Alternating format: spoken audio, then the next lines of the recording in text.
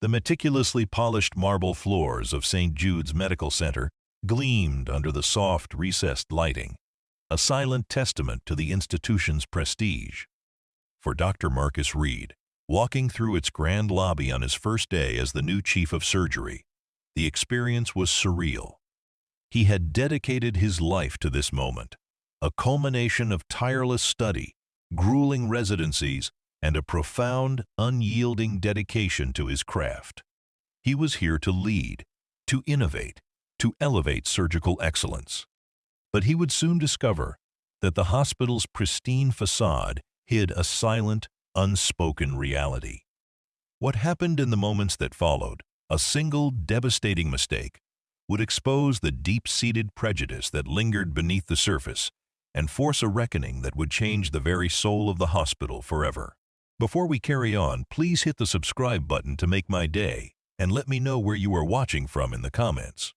Dr. Marcus Reed was a man of quiet, understated confidence, a quality honed not by inherited privilege, but by a life of relentless, hard-won achievement. Born and raised in a working-class neighborhood, the son of a single mother who had worked 2 jobs to put him through school, he had always known that his path to success would be paved with unyielding effort. He had been a top-tier student at every stage, a brilliant mind that had graduated at the top of his class at Johns Hopkins, then a resident at the Cleveland Clinic, and finally, a rising star and a prestigious Castamere Hospital in Los Angeles. St. Jude's Medical Center in Toronto, with its reputation for cutting-edge research and complex surgical procedures, was his next and most significant challenge. He had arrived in Toronto the day before, settling into a quiet, elegant apartment with a view of the city. He had chosen to skip the formal tour and the pomp of an official welcome. He wanted to feel the pulse of the hospital, to walk its halls without a security detail or an entourage.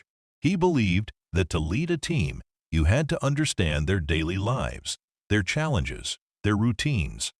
And so, on his first official day, he had bypassed the main administrative entrance, opting instead to enter through a side door near the staff parking garage. He was dressed not in a suit and tie, but in a simple, fresh pair of navy blue scrubs, the uniform of the surgical staff, the uniform of the work he loved. He had his ID badge in his pocket and a small, sleek briefcase containing his laptop and personal effects. He made his way through the winding corridors, the subtle hum of the hospital a familiar and comforting sound. The air smelled of antiseptic and hope, a scent that had been a part of his life for as long as he could remember. He found his way to the surgical wing, a sprawling, highly controlled environment where life-saving work was performed every day. He felt a surge of professional anticipation, a thrill that was a quiet undercurrent to his calm demeanor. This was it. This was his new home. As he neared the entrance to the main operating theaters, he was stopped by 2 nurses who were busy conferring over a patient chart. Nurse Fiona, a tall woman with a severe bun and an air of hairy deficiency, looked up from her clipboard. Her colleague, Nurse Grace, a younger woman with a kind face that was currently etched with a frown of frustration, also looked his way. Their eyes, at first, simply registered his presence. Then, a flicker of a different kind of recognition. Not a doctor, but a problem. "Sir, this area is restricted," Nurse Fiona said, her tone professional, but laced with an impatience that suggested she had dealt with this situation before. "Are you with the pre-op team?" "I'm sorry," Marcus replied, his voice a calm, even baritone. "I just got a little lost. I'm looking for the chief of surgery's office." The nurses exchanged a quick, knowing glance. It was subtle, almost imperceptible, but Marcus, who had spent a lifetime reading these kinds of unspoken signals, felt a familiar and weary tension settle in his gut. "Sweetheart, you're not supposed to be out of your room," Nurse Grace said, her voice dropping to a low, soothing, and utterly patronizing tone.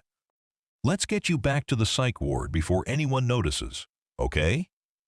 Marcus's calm composure faltered for a second. He wasn't being mistaken for a lost staff member. He was being mistaken for a patient. A psych patient, no less. He felt a surge of quiet indignation, but he kept his voice level. "I appreciate the concern, but I'm not a patient. I'm Dr. Reed. I'm the new chief of surgery." He reached into his pocket to retrieve his ID badge. Nurse Fiona's face tightened, a look of tired exasperation replacing her initial impatience. "Honey, we've heard it all. You can't just wander around in scrubs. It's a security risk. You need to come with us, now." The situation escalated with a quiet, terrifying efficiency. Marcus, trying to assert his authority without raising his voice, tried to explain further.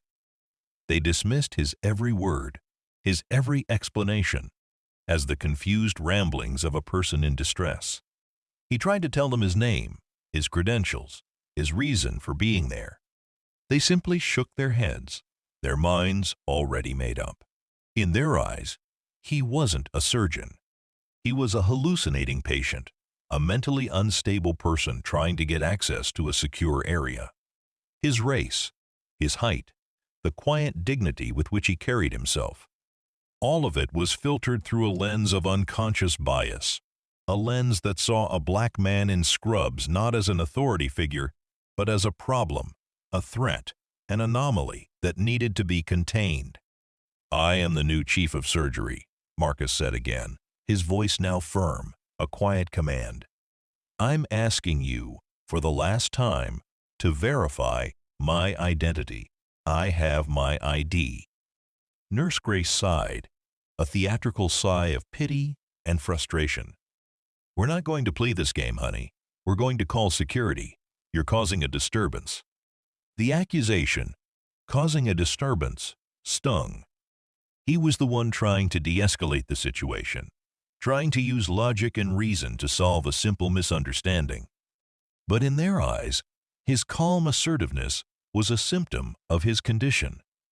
The phone call was made, and a moment later, the deep, resonating hum of an official radio filled the air. As he stood there, waiting for security, a doctor he recognized from a conference, Dr. Evelyn Hayes, the head of cardiology, walked past with a junior resident in tow. She had been a rival for the chief of surgery position and had lost the bid to him. She saw Marcus standing there, being reprimanded by the nurses, and a small, knowing smirk played on her lips. She didn't stop. She simply made a dismissive, prejudiced comment to her resident, just loud enough for Marcus to hear.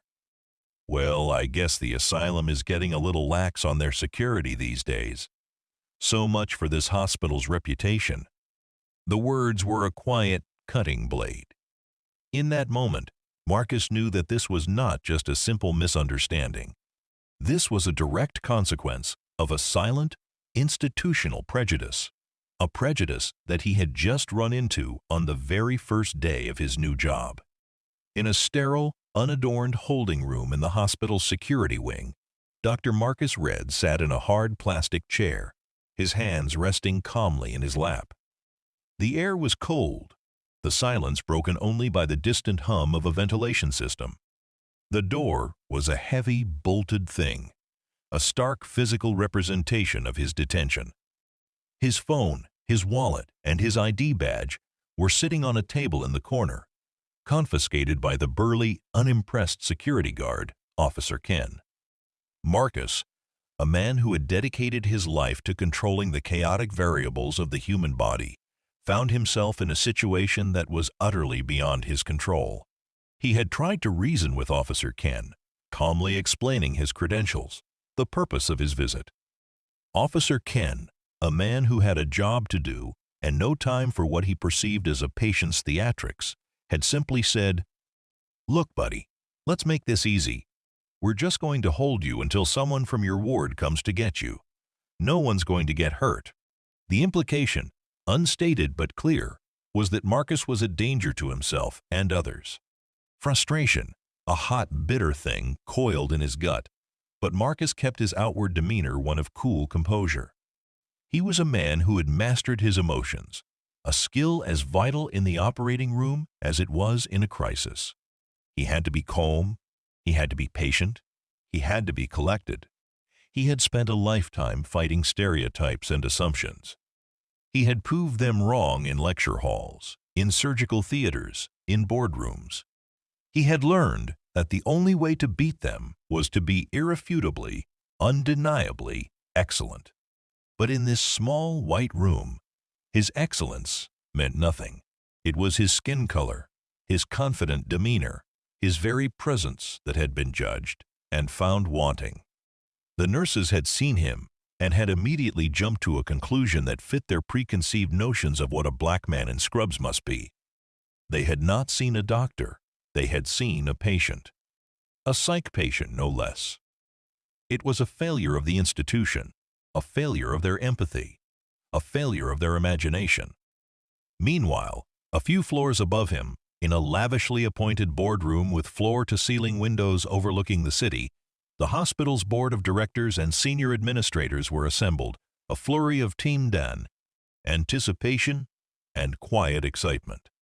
The air was thick with the scent of fresh-brewed coffee and professional ambition.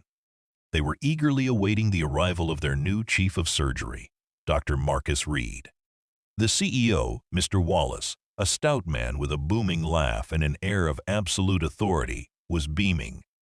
"This is a great day for St. Jude's," he announced, his voice echoing in the large room. "Dr. Reed is a rare talent, a brilliant surgeon, an innovative leader, a true visionary. His credentials are second to none. He's exactly what this hospital needs to get to the next level." His sentiments were echoed by Ms. Davis, the hospital administrator, a sharp, no-nonsense woman who had championed Marcus's hiring from the very beginning. "His research on minimally invasive heart surgery is revolutionary. He's a game-changer, Mr. Wallace." The conversation was interrupted by a junior assistant who entered the room looking nervous and out of breath. "Mr. Wallace, I'm so sorry to interrupt, but there's been a bit of a disturbance in the surgical wing. Security is handling it." Mr. Wallace waved a dismissive hand. "A disturbance? That's what security is for, isn't it? Nothing to worry about. Dr. Reed will be here any minute. Now, where were we?" The assistant, however, was clearly more flustered than the situation warranted. "Sir, I think you need to hear this. The person who caused the disturbance was a patient who had wandered into a restricted area.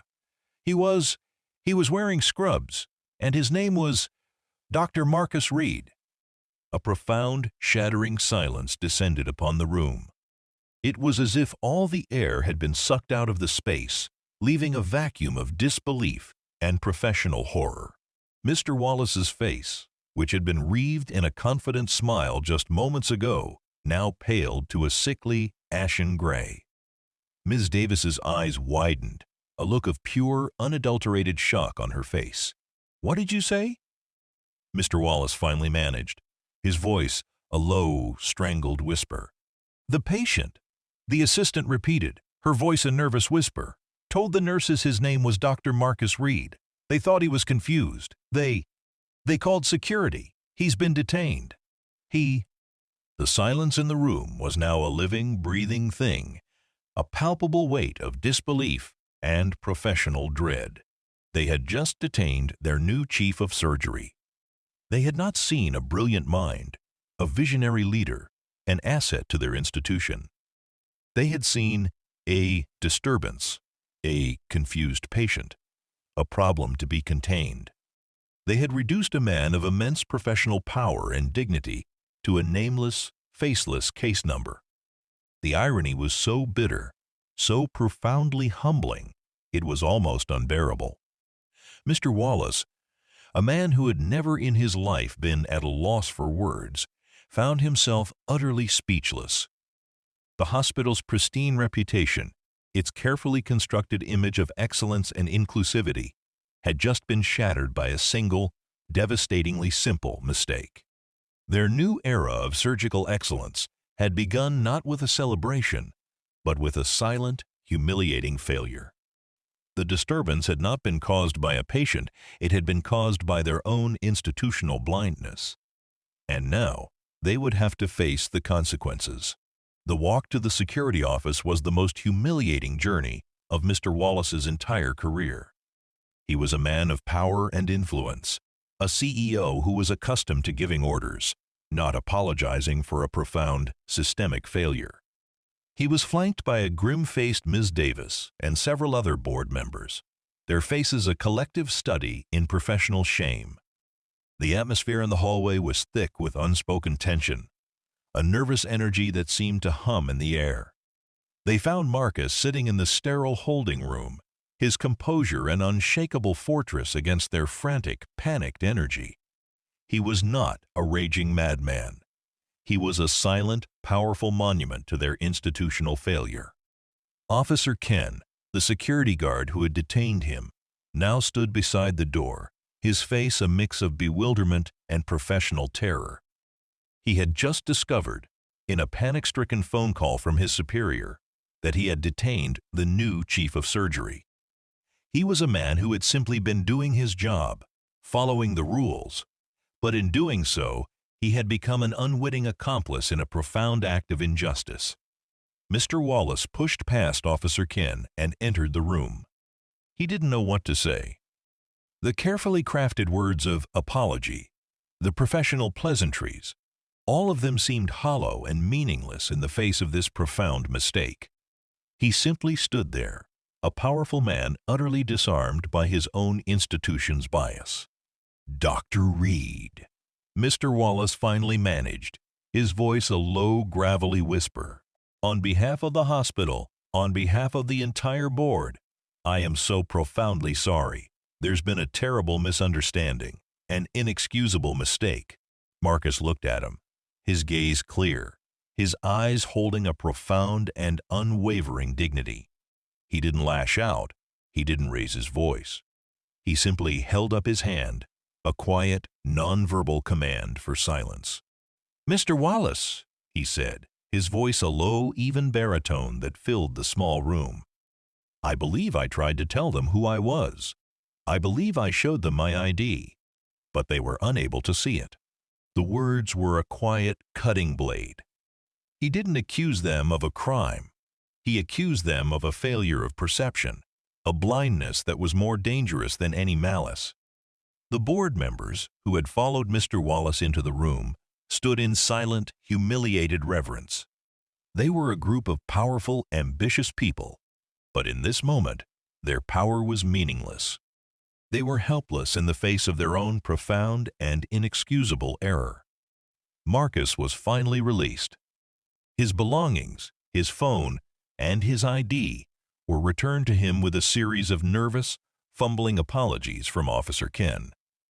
He was then given a private, official tour of the hospital, but the atmosphere was now thick with an awkward, fawning deference. The nurses who had detained him, the security guard who had confined him, they all treated him with a nervous, sickening politeness, a subtle shift that was more insulting than their previous arrogance. The incident had already become a whispered legend, a story that would spread through the hospital like wildfire, an undeniable and humiliating stain on their reputation. The formal welcome ceremony for the new chief of surgery was scheduled for later that day. The auditorium was packed, a sea of faces from every department in the hospital. The air was thick with tension and anticipation. Everyone had heard the rumors. Everyone knew what had happened. They were all waiting to see how Dr. Reed would address the situation, how he would handle this public humiliation. Would he be angry? Would he be professional? Would he simply pretend it never happened? Mr. Wallace, his face a mask of somber professional dignity, took the stage and introduced Dr. Reed with a speech that was filled with effusive praise and carefully worded metaphors about new beginnings and learning Cain from our mistakes. He sat down, a nervous man who had just put his reputation, and the reputation of his hospital, on the line. Marcus took the podium. He stood there for a moment, a tall, commanding figure in his crisp scrubs, his presence a powerful and undeniable reality. He looked out at the sea of faces, his gaze sweeping over the audience with a quiet, knowing dignity. He didn't smile. He didn't offer a platitude. He simply began to speak, his voice a low, even baritone that filled the silent auditorium. "I am a surgeon," he began, his voice a simple, powerful statement of fact. "My work is a matter of life and death. My work requires a clear eye, a steady hand, and a profound understanding of the human body. But it also requires a profound understanding of human nature, a profound understanding of our own biases, our own failures of perception." He paused, letting the words hang in the air, a quiet, powerful accusation. "This morning," he continued, his voice a whisper, "I walked into this hospital, my new home, for the first time. I was wearing my uniform, the uniform of a surgeon, the uniform of the work I love. But to some of you, that uniform was not enough. To some of you, my name was not enough. My credentials were not enough. My identity was reduced to a preconceived notion, a Tao, stereotype, an assumption." The room was silent, a profound, shattering quiet. He didn't accuse them of malice. He accused them of a professional failure. He had been a patient, a mentally unstable one, a man in scrubs who did not belong. He was a problem to be contained. He was not a leader to be celebrated. "The incident that took place today was not a mistake," Marcus said, his voice now a low, powerful command. "It was a failure of a system, a failure of a culture, a failure of a hospital that has placed so much value on its reputation, but so little on its people. We cannot heal our patients if we cannot heal ourselves." The room was utterly stunned. Dr. Hayes, the head of cardiology, sat in the front row, her face a mask of thinly veiled fury. The board members, who had been so certain of their genius in hiring him, now looked at him with a mix of professional terror and grudging, dawning respect. Then Marcus's voice, which Cain had been so full of quiet, powerful accusation, now softened, filled with a new, profound purpose. "My leadership," he said, his voice a solemn promise, "will be about more than just surgical excellence. It will be about cultivating a culture of empathy, of respect, of dignity. A culture where every person is seen for who they are, not for who you assume them to be."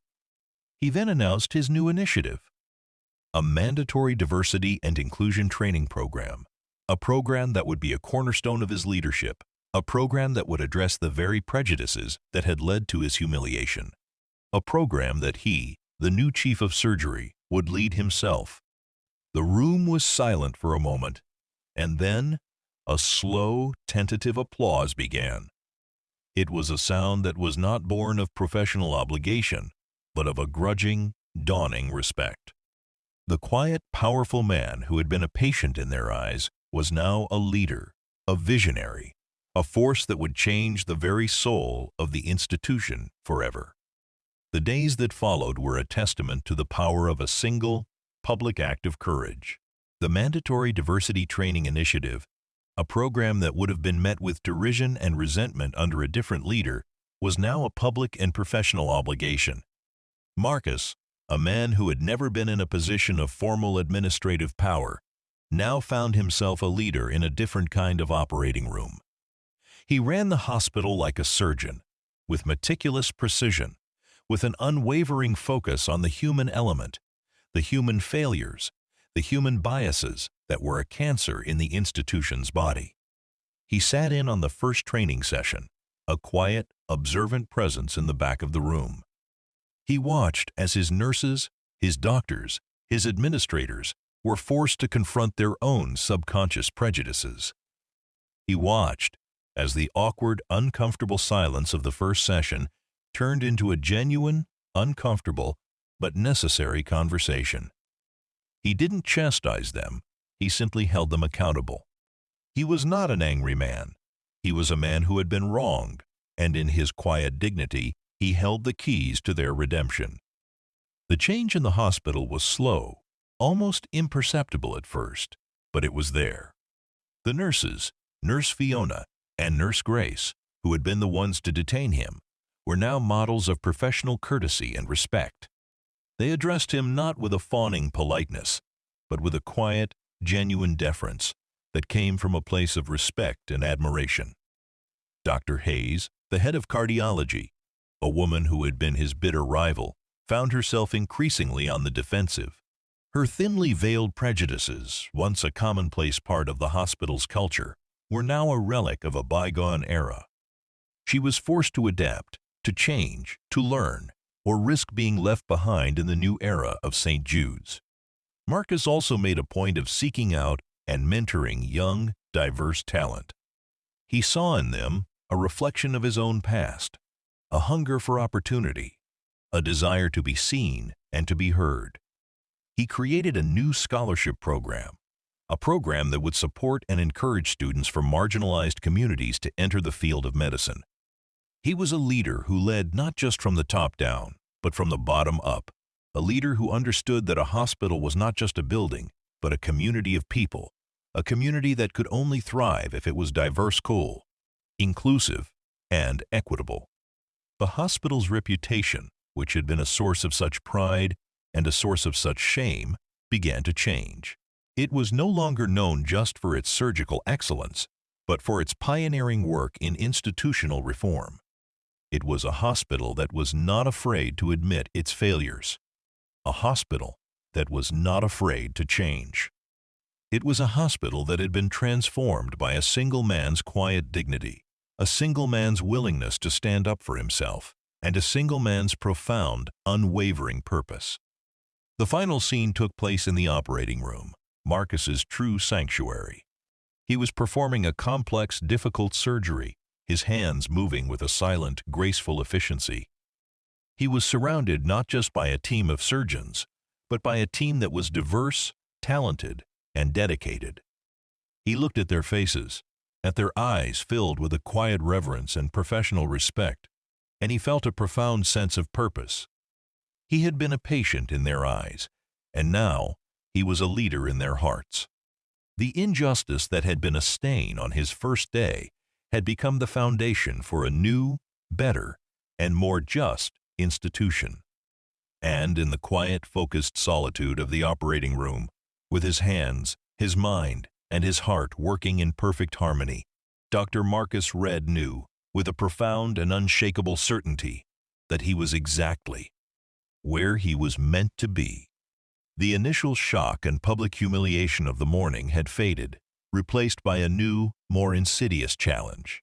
Dr. Marcus Reed's diversity initiative, so courageously and publicly announced, was met not with open defiance, but with a quiet, calculated resistance.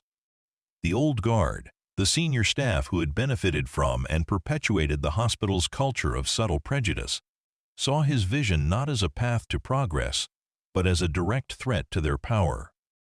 Dr. Evelyn Hayes, the head of cardiology and a bitter rival for his position, was their unofficial leader.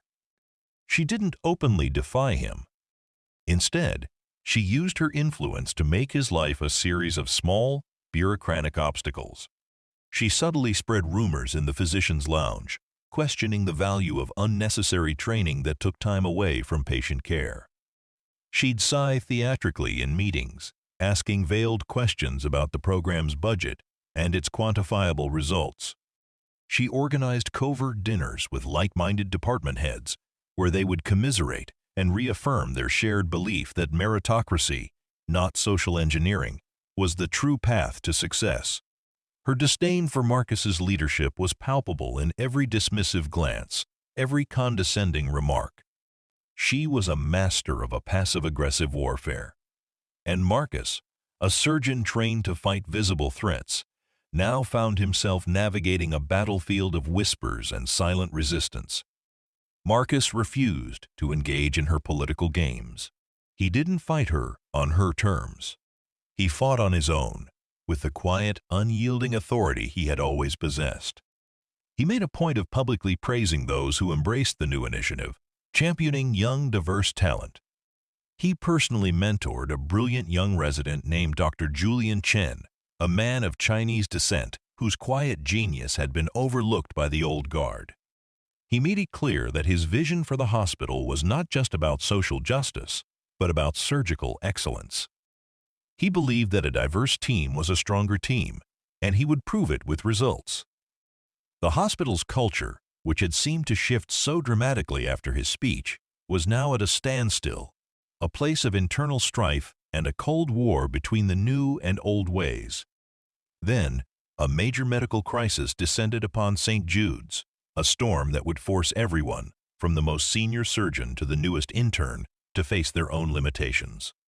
A young woman, a brilliant student, and a beloved member of the community, was brought into the emergency room after a horrific car accident.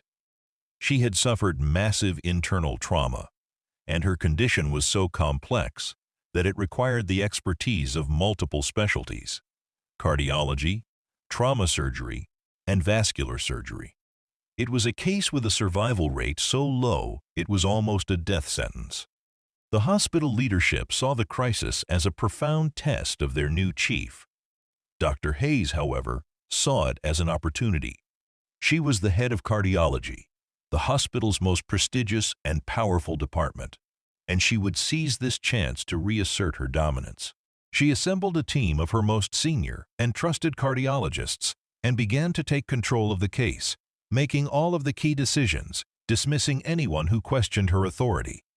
She was a brilliant surgeon, but her arrogance, her refusal to collaborate, and her belief that her specialty was the only one that mattered made her a dangerous and unpredictable leader. In her haste to assert her dominance, she made a critical error in judgment.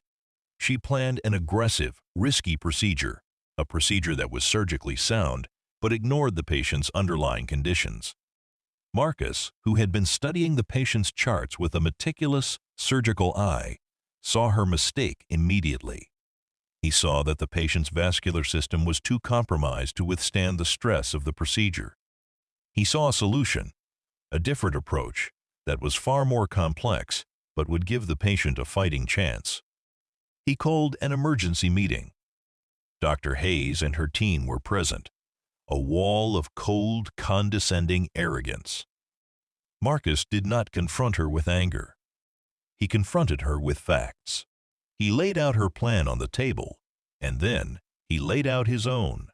He presented his argument with a quiet, unwavering authority, his voice a low, steady baritone that commanded the room's attention. He didn't question her skill, he questioned her judgment. He questioned her willingness to collaborate. He questioned her willingness to listen to dissenting opinions. He was a leader, not a surgeon seeking to win a petty argument, and his professionalism was a shield against her attacks. Dr. Hayes, confronted with a challenge she couldn't dismiss, was furious. She insulted him, questioned his judgment, and accused him of overstepping his authority. But her rage was a sign of her weakness, and Marcus's calm was a testament to his strength. He knew he had her cornered. He had a different plan, a better plan, a plan that would give the patient a fighting chance. He did not demand her compliance. He simply stated his position. "This is a team effort," he said, his voice a low, steady command. "And if we cannot work together, we cannot save her. I have a team of people who are willing to set aside their egos for the sake of a patient's life. I have Dr. Julian Chen, a brilliant resident who has a unique insight into this condition. I have a team that is not afraid to learn from one another. I have a team that is not afraid to change." End quote. The board members, who had been watching the exchange with a mix of professional horror and fascination, finally spoke. Mr. Wallace, the hospital's CEO, stood up. His face was a mask of grim determination. He knew that the hospital's reputation and a young woman's life hung in the balance. He looked at Dr. Hayes, at her face contorted with rage, and then he looked at Marcus, at his face a study in quiet, unwavering authority. The choice was clear. The old guard, with its arrogance and its prejudice, had failed. The new guard, with its humility and its unwavering purpose, was their only hope. "Dr. Hayes," he said, his voice a low, gravelly whisper, "I am giving Dr. Reed the lead on this case. You will follow his orders. and you will work with his team. The surgery was a medical marvel, a 6-hour marathon of surgical precision and unwavering teamwork. Marcus was not the only hero. He was the conductor of an orchestra, a symphony of talent and expertise. He guided each specialist through their part, his voice a calm, reassuring command, a source of light in the dark, chaotic world of the operating room. He empowered Dr. Chin, the young resident Dr. Hayes had so casually dismissed, to perform a critical part of the surgery, a part that required a level of surgical grace that no one else had. The team worked with a precision that was both beautiful and terrifying. They were not just surgeons, they were a united front against a common enemy. The patient, a young woman who had been given a death sentence, survived. The surgery, a success that was a testament to Marcus's leadership and his vision, was a public relations coup for the hospital, a story of hope and redemption that was a balm to the institution's public image. But the true miracle was not just a patient's life. It was the transformation of a culture. In the aftermath, the hospital's leadership, particularly Mr. Wallace, realized the full extent of Dr. Hayes's subtle sabotage and her critical error during the crisis. Her actions were no longer just professional differences, but a threat to patient safety. Marcus, a man who had been wronged, did not demand her termination. He confronted her privately, in his office, with a quiet disappointment. "Dr. Hayes," he said, his voice a low, sad whisper, "you are a brilliant surgeon, but you have been unwilling to change. Your refusal to adapt, your refusal to work with a team, has made you a liability. Your arrogance and your prejudice almost cost a young woman her life." He didn't fire her. He simply gave her a choice: embrace his new vision or step down. Dr. Hayes, a woman who had spent a lifetime fighting for power and prestige, finally saw the truth. She had been defeated, not by a rival, but by her own unwillingness to change. She chose to resign, a silent, defeated shadow of her former self, a relic of an old era that had been swept away by a new wave of leadership. The hospital was now fully transformed. The diversity program, once a source of resentment and passive resistance, was now a celebrated success. The culture had fundamentally shifted. The nurses were more empathetic, the doctors more collaborative, and the new era of St. Jude's was a testament to the power of a single man's courage and a single man's vision. The hospital's success was now a direct result of its new, inclusive culture, proving that Marcus's vision was not just a social statement, but a strategic one. The story of Dr. Marcus Ridd began with a simple mistake, a profound misjudgment that had reduced him from a brilliant surgeon to a confused patient. But that mistake had become the foundation for a new, better, and more just institution. He was a leader who had been doubted, a man who had been judged by his skin color, but he had overcome all of it with his quiet dignity, his unwavering purpose, and his unyielding commitment to his craft. He was the chief of surgery, a leader, a visionary, a man who had changed the very soul of the institution, and his journey from a mistaken identity to a transformative figure was a powerful and inspiring legend. The quiet, profound victory of the surgery had catapulted St. Jude's Medical Center into the national spotlight. The once struggling institution, a place marked by a culture of quiet prejudice, was now a beacon of hope and a model for what was possible when a hospital dared to change. The story of the young patient's miraculous recovery, coupled with the dramatic, silent dismissal of Dr. Hayes, was a legend whispered in medical schools and celebrated in prestigious journals. Dr. Marcus Reed was no longer just the new chief of surgery. He was a national figure, a visionary leader whose face was now on the covers of major magazines. He was invited to speak at global medical conferences, his words on the power of inclusive leadership and collaborative care, a welcome antidote to the rigid hierarchies of the past. This newfound fame, however, brought with it a new kind of pressure, a new, more insidious challenge. Across the city, At the gleaming, monolithic headquarters of Apex Medical, the hospital's largest and most ruthless competitor, its CEO, Mr. Adrian Thorne, watched St. Jude's rise with a cold, calculating fury. Apex was a corporate-run institution, a bastion of the old guard, where patient care was a metric and profit was the only true measure of success. They saw St. Jude's not as an inspiration but as a threat, and Dr. Reed, with his human-centered vision, was a direct and dangerous rival. Adrian Thorne was a man who believed that everything had a price. He had built Apex by poaching top talent, by outbidding, outmaneuvering, and out-resourcing his competitors. And he had a plan to dismantle St. Jude's newfound success. He launched a calculated and aggressive campaign to poach Marcus's team. His recruiters, sleek, professional predators, descended on the hospital, offering exorbitant salaries, bonuses, and resources that were beyond anything St. Jude's could ever hope to match. They specifically targeted Marcus's hand-picked team, the diverse group of surgeons and residents who had become the very heart and soul of the institution's success. They whispered in the hallways, leaving anonymous notes and sending encrypted emails that were a masterclass in psychological warfare. They played on old anxieties, on the fear that St. Jude's was just a fleeting, social experiment, a feel-good fad that would eventually collapse under the weight of financial reality. They told Marcus's team that true career security, true success, lay with a stable, profitable powerhouse like Apex. The pressure mounted, a quiet, corrosive presence that threatened to unravel all of Marcus's hard work. He saw the doubt in his team's eyes, the anxiety in their posture. He saw the long, agonizing conversations they were having with their families. This was a different kind of battle, not against a closed-minded colleague, but against the very forces that defined the modern healthcare industry.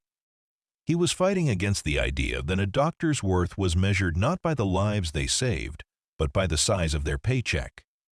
He was fighting to keep his family together, a family he had built not by blood, but by purpose. The crisis came to a head when one of Marcus's key team members, the brilliant young resident Dr. Julian Chen, received an offer he couldn't refuse.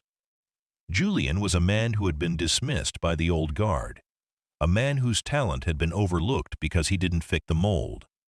He had a family to support, and his parents, hard-working immigrants who had sacrificed everything for his education, were now facing a mounting pile of medical bills. The offer from Apex was a life-changing amount of money, a financial security blanket that would erase all of his family's debt and secure their future. Julian came to Marcus's office, a look of profound anguish on his face. He didn't want to leave. He loved the work he was doing. He was inspired by Marcus's vision, but he also had a responsibility to his family. It was a moral dilemma that tore at the very fabric of his soul. Marcus listened to him, his face a study in quiet, unwavering empathy. He didn't try to guilt him into staying. He didn't try to manipulate him. He simply sat there, a leader who understood that a man's heart was not a thing to be controlled, but a thing to be understood. "Julian," Marcus said, his voice a low, steady baritone, "I would never ask you to compromise your family's future for a job. A paycheck is not a measure of a man's worth, but a purpose is. What Apex is offering you is a paycheck. What we are offering you is a purpose. It's a mission. It's a chance to build something that is bigger than ourselves. The decision, my friend, is yours to make, and I will respect it, no matter what it is." The next day, Marcus arranged a meeting with Adrian Thorne. The venue was a neutral ground, a high-end restaurant with a cold, sterile ambiance that seemed to reflect Thorne's own personality. It was a meeting between two men who represented the opposite ends of the medical spectrum. One, a man who believed that everything had a price. The other, a man who believed that some things were priceless. Adrian Thorne, a man who was used to getting his way, was all smiles and false bonhomie. He offered Marcus a drink, a silent, taunting toast to his supposed defeat. "Dr. Reed," he began, his voice a smooth, confident purr. "There's no hard feelings, is there? I'm just playing the game. And you, my friend, are losing. Your people, your so-called dream team, are coming to me because I'm offering them what you can't: money, stability, and a future that isn't dependent on a social experiment."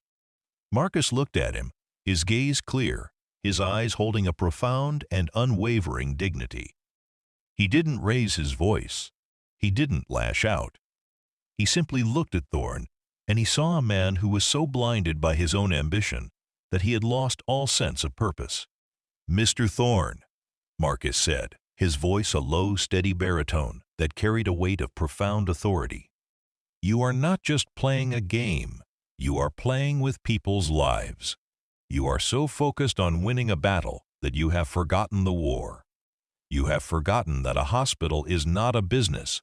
It is a place of healing, a place of hope, and a doctor's worth is not measured by his salary. It is measured by the lives he saves." He didn't plead. He didn't beg. He simply made a powerful case for his vision, a vision that was not just idealistic, but was also, as the recent surgery had proven, the correct one, professionally and morally. He told Thorne that he could poach his team, he could offer them all the money in the world, but he could never buy their loyalty.